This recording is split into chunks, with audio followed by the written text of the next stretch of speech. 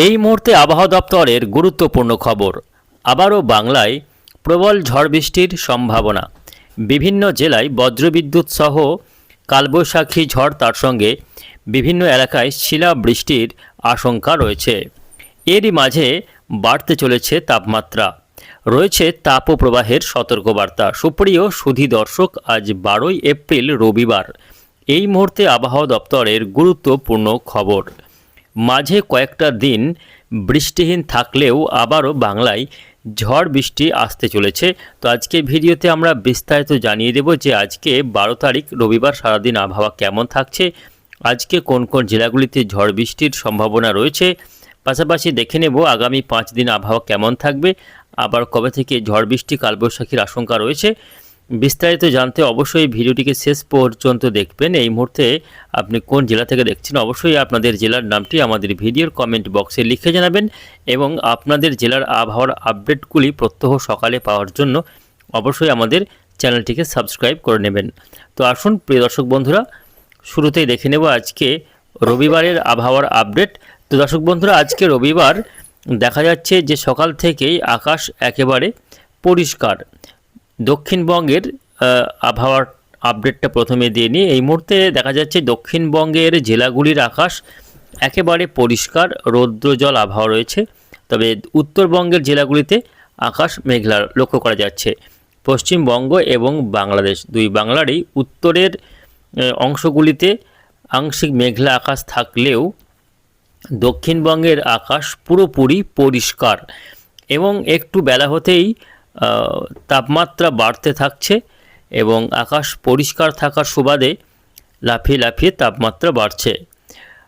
ইতিমধ্যেই দিনের যে সর্বোচ্চ তাপমাত্রা সেটা 33 থেকে 36 ডিগ্রির আশপাশে ঘোরাফেরা করছে।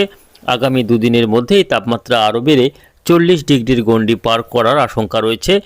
আগামী 3 থেকে 4 দিনের মধ্যেই পশ্চিম অঞ্চলের জেলাগুলিতে শুরু হয়ে যাবে তাপপ্রবাহ।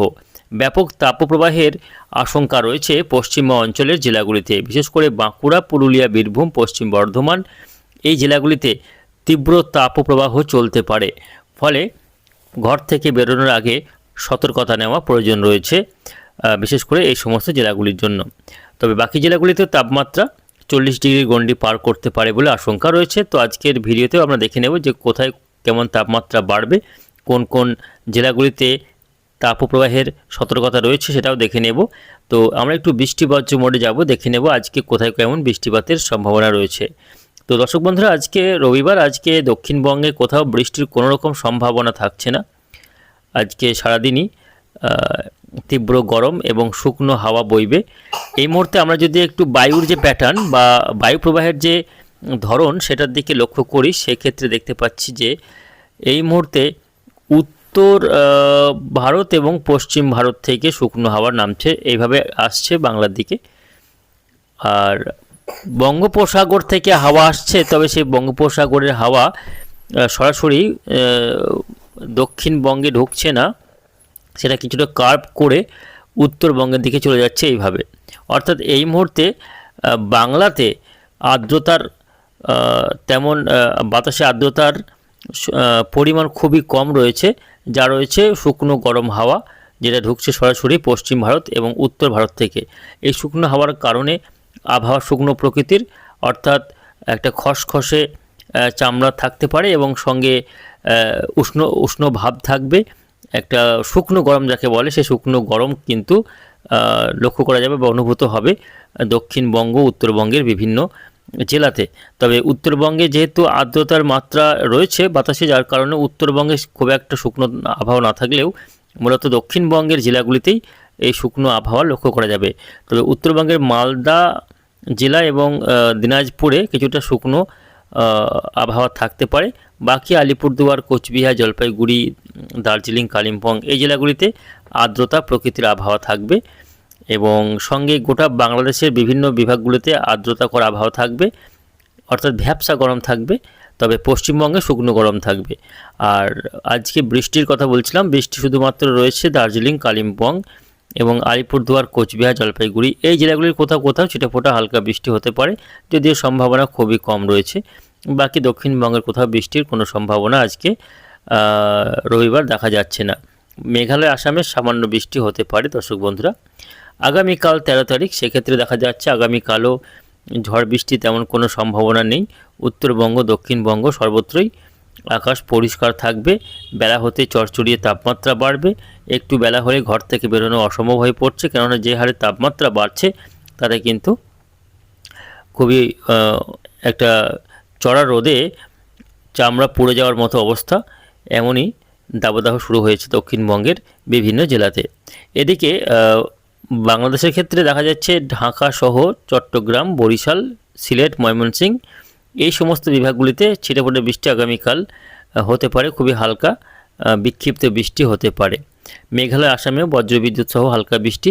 তবে 13 থেকে 14 তারিখের মধ্যে রাত্রের দিকে, 13 এবং 14 এরই মাঝামাঝি সময় করে রাত্রের দিকে সিলেট এবং মেঘালয়, আসাম, ত্রিপুরার কোথাও কোথাও বজ্রবিদ্যুৎ সহ হালকা থেকে মাঝারি বৃষ্টি হঠাৎই হতে পারে।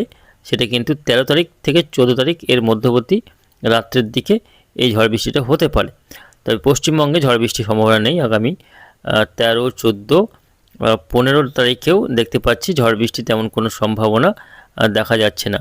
16 তারিখে গিয়ে উত্তরবঙ্গে কিছুটা বৃষ্টি হলে দক্ষিণবঙ্গে বৃষ্টি আপাতত নেই।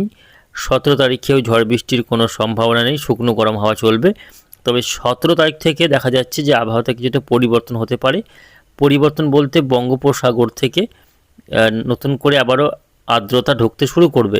অর্থাৎ উত্তর ভারত থেকে যে শুকনো হাওয়া নেমে আসছে, সেই শুকনো হাওয়ার পরিবর্তে বঙ্গোপসাগর থেকে দক্ষিণা পূবালি বাতাস ঢুকবে এবং তাতে প্রচুর পরিমাণে আর্দ্রতা বয়ে নিয়ে আসবে এই দক্ষিণা পূবালি বাতাস, যার কারণে আবহাওয়া আরও কী হবে না, গুমোট ভাব থাকবে, ভ্যাপসা গরম শুরু হতে পারে আগামী 16-17 করে।